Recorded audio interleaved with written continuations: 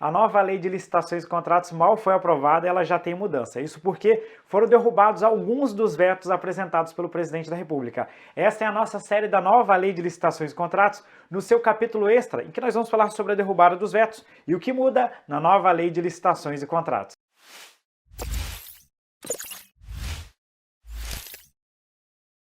O meu nome é Herbert Almeida e você está na série da nova Lei de Licitações e Contratos. E hoje eu quero conversar com vocês, nesse capítulo extra, sobre os vetos que foram derrubados pelo Congresso Nacional e quais as consequências disso para a Lei 14.133, a nossa nova Lei de Licitações e Contratos. Só para a gente fazer uma breve contextualização, a Lei de Licitações foi publicada no dia 1º de abril, com 26 vetos realizados pelo Presidente da República.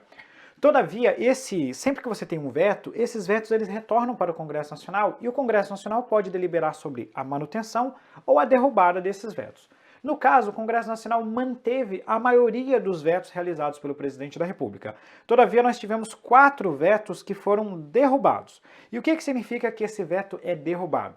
Significa dizer, então, que esses dispositivos eles voltam ou passam a compor a Lei de Licitações e Contratos. Ou seja, o artigo 37, parágrafo 2º, artigo 54, parágrafo 1º, artigo 115, parágrafo 4º e o artigo 175, parágrafo 2º, que são os dispositivos cujos vetos foram derrubados, eles passam a compor o texto da Lei 14.133. Então agora, quando você abrir a lei, ao invés de constar lá, por exemplo, no artigo 137, parágrafo 2º, que ele estava vetado, agora vai passar a compor o seu texto, ele não está mais vetado. A mesma coisa nos demais dispositivos. Em linhas gerais, a principal alteração acontece nessa parte aqui, que é o artigo 54, parágrafo 1º, que trata da divulgação em jornal de grande circulação e também no Diário Oficial. Quando eu fiz a aula da esquematizada, eu já havia comentado que isso aqui a gente tinha que ficar de olho, porque o Congresso Nacional, ele normalmente acaba derrubando as medidas provisórias ou até mesmo vetos que o presidente da República costuma fazer em relação à divulgação em jornal de grande circulação. Então, por isso a gente já tinha que ficar de olho, era bem provável a derrubada desse veto pelo Congresso Nacional. Pessoal, eu vou começar a explicar então para vocês esses dispositivos com foco maior no artigo 54. Eu vou pular esse primeiro dispositivo e vou direto para o artigo 54 para explicar para vocês. Ele fala para a gente assim, sem prejuízo no disposto no caput, é obrigatória a publicação de extrato do edital no Diário Oficial da União, do Estado, do DF do município, ou no caso de consórcio do ente de maior nível entre eles, bem como em jornal de grande circulação. Resumindo então, o que esse dispositivo passa a exigir?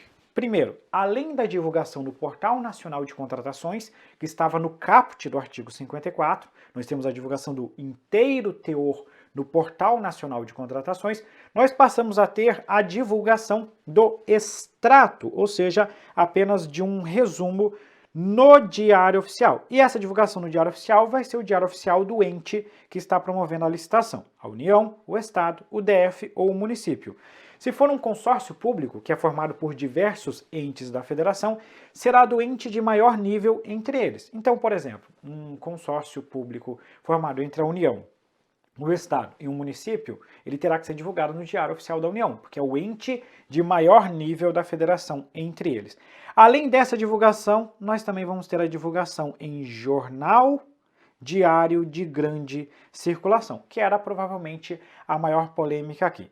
Resumindo, o nosso esquema sobre a divulgação do edital passa a ficar dessa forma aqui. Quando eu falo dessa forma, qual que é a novidade? A novidade acontece aqui, Essa divulgação não existia, isso aqui, não existia antes da derrubada do veto. O que acontece? Antes, nós só tínhamos a divulgação do inteiro teor e essas divulgações facultativas aqui.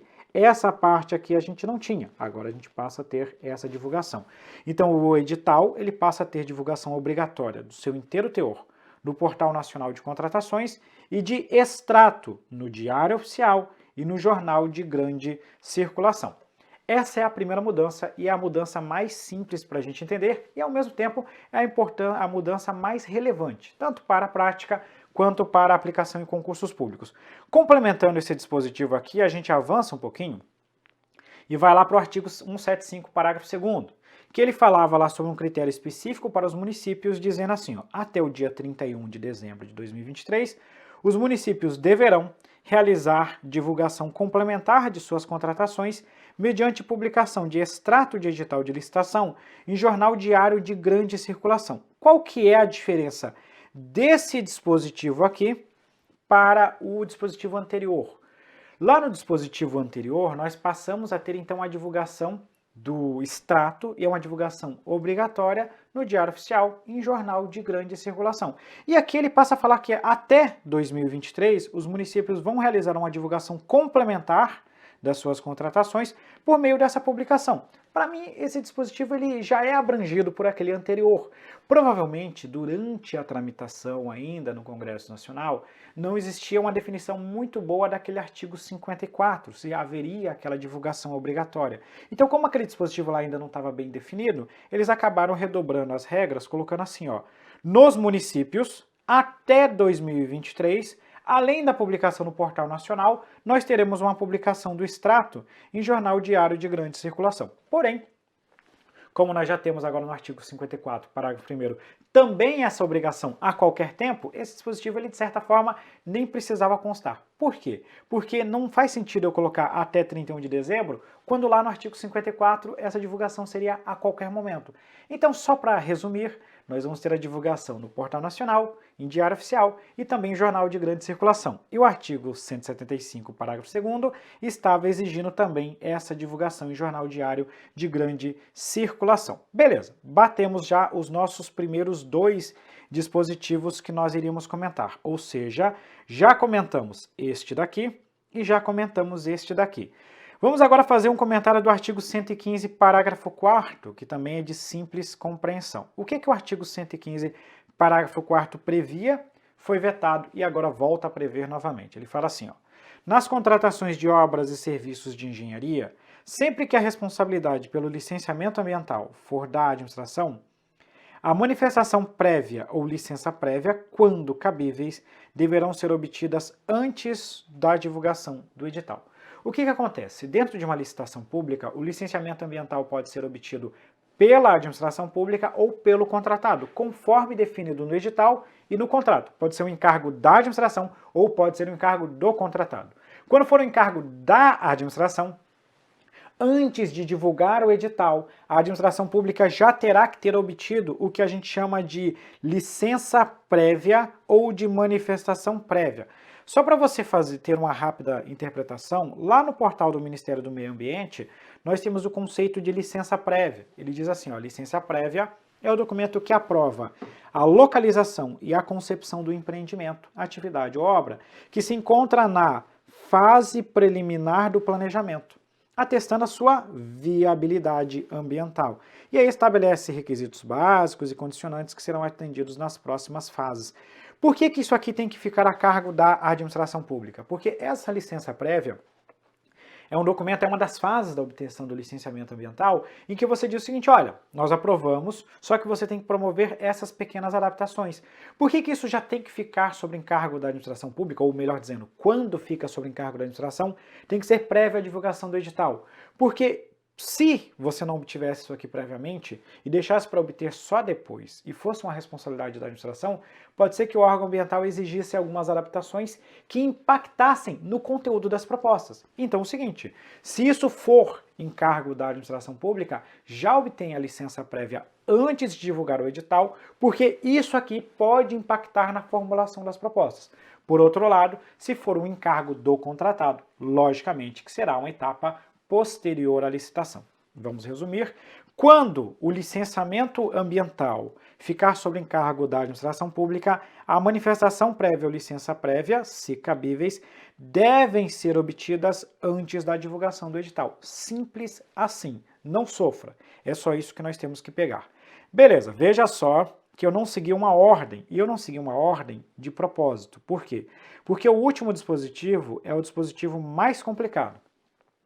E por outro lado, apesar de ser o mais complicado, é um que eu entendo que não é tão relevante assim para concursos públicos. Eu acho bem difícil de uma banca eventualmente cobrar isso. Para você entender o artigo 37, parágrafo 2º, eu preciso te fazer uma explicação inicial. Dentro da lei de licitações, nós temos a contratação dos chamados serviços de natureza predominantemente intelectual. Esses serviços são aqueles serviços que envolvem um componente intelectual. Pode ser, por exemplo, um estudo, um treinamento de pessoal, a realização de consultorias, defesa ou patrocínio de causas judiciais ou administrativas. A contratação desses serviços, quando houver uma notória especialização do contratado, será por inexigibilidade de licitação. Então, se for um serviço de natureza predominantemente intelectual, com profissional de notória especialização, trata-se de inexigibilidade. Ok. E quando não for um caso desse, quando não tiver uma notória especialização, não será inexigibilidade, eu terei que promover uma licitação pública. Esta licitação, você tem uma certa margem de liberdade para a administração pública definir como que ela vai licitar. Inclusive quanto ao critério de julgamento dentre aqueles que são compatíveis com esse objeto. E quando você utiliza, por exemplo, a técnica e preço, você ainda teria uma margem de liberdade para definir o fator de ponderação. Quanto de ponderação para o preço, quanto de ponderação para a técnica. Ou seja, resumindo, quando não é inexigibilidade, a contratação do serviço de natureza predominantemente intelectual tem uma certa margem de liberdade para a administração pública definir como será a licitação pública. Ok. Porém, existem 3 casos em que o artigo 37, parágrafo 2º, pega e fala o seguinte: ó, administração, você não vai ter tanta margem de liberdade assim não. Quando você for fazer a contratação desses 3 objetos acima de determinado valor, eu quero que você contrate assim. Ou seja, a lei de licitações definiu como que será essa contratação para esse caso específico. Veja que eu vou te explicar sobre esse caso específico, mas se você ainda não estudou o artigo 37 nas suas noções gerais, você talvez não entenda totalmente essa minha explicação. Mas então vamos fazer o seguinte, eu vou te explicar agora, se você não compreender, você tem que ir lá para o nosso curso e fazer um estudo sobre o artigo, sobre a melhor técnica, a técnica e preço, para compreender bem esse dispositivo. Então vamos lá. O que diz o artigo 37, parágrafo 2º? Ele fala para a gente assim, ó, primeira ressalva, ele fala assim, ó, ressalvados os casos de inexigibilidade de licitação. Ou seja, já exclui aqui quando foi inexigibilidade. Quando for inexigibilidade eu não vou nem analisar. E aí ele coloca alguns casos. Para a contratação de serviços técnicos especializados de natureza predominantemente intelectual, previstos nas alíneas A, D e H. Quais são as alíneas A, D e H? São essas 3 aqui que nós já vamos fazer a leitura. E segundo, do caput do artigo 6º dessa lei, cujo valor estimado de contratação seja superior a R$300 mil. Do que a gente está falando? Nós estamos falando da realização de estudos, planejamentos, projetos básicos e projetos executivos.